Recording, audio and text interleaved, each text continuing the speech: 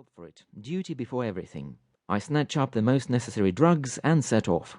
Will you believe it? I only just managed to get there at all. The road was infernal. Streams, snow, watercourses, and the dike had suddenly burst there. That was the worst of it. However, I arrived at last.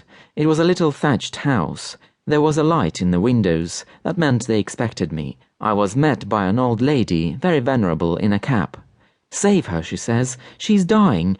I say, "Please, don't distress yourself. Where is the invalid?" "Come this way."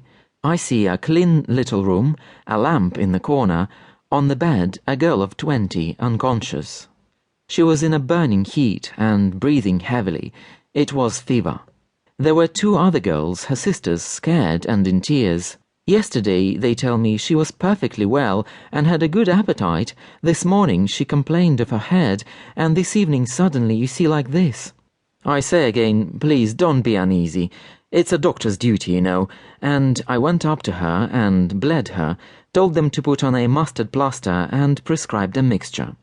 Meantime, I looked at her, you know, there, by God, I'd never seen such a face.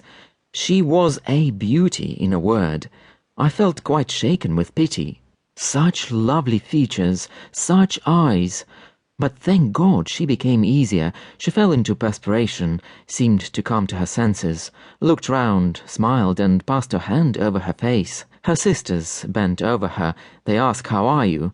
"All right," she says, and turns away. I looked at her. She had fallen asleep. "Well?" I say, now the patient should be left alone.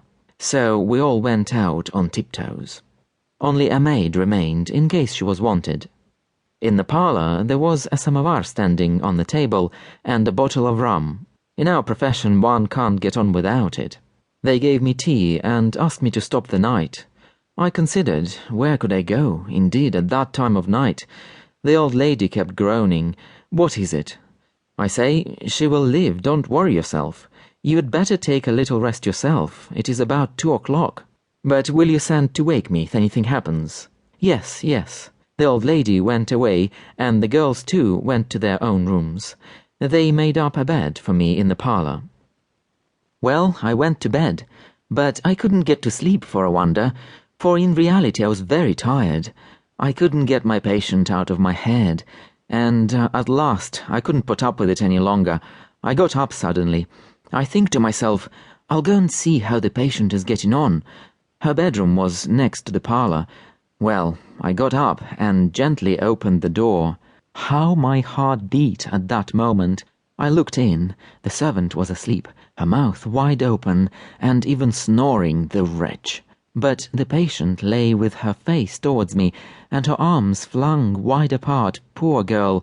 I went up to her, when suddenly she opened her eyes and stared at me. "Who is it? Who is it?" I was in confusion. "Don't be alarmed, madam," I say. "I am the doctor. I've come to see how you feel." "You, the doctor?" "Yes, the doctor. Your mother sent for me from the town. We've bled you, madam.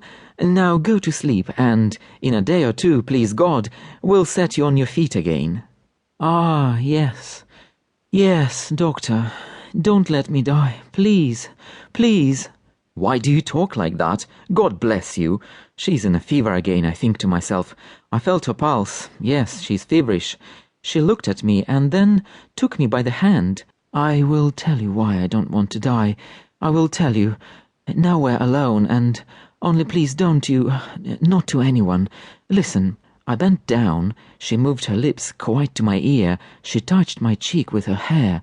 I confess my head went round, and she began to whisper. I could make nothing of it. She was delirious. She whispered and whispered, but so quickly, as if it went in Russian. At last she finished, and shivering dropped her head on the pillow, and threatened me with her finger. "Remember, doctor, not to anyone." I calmed her somehow, gave her something to drink, waked the servant, and went away. At this point, the doctor again took snuff with exasperated energy, and for a moment seemed stupefied by its effects. However, he continued, the next day, contrary to my expectations, the patient was no better. I thought and suddenly decided to remain.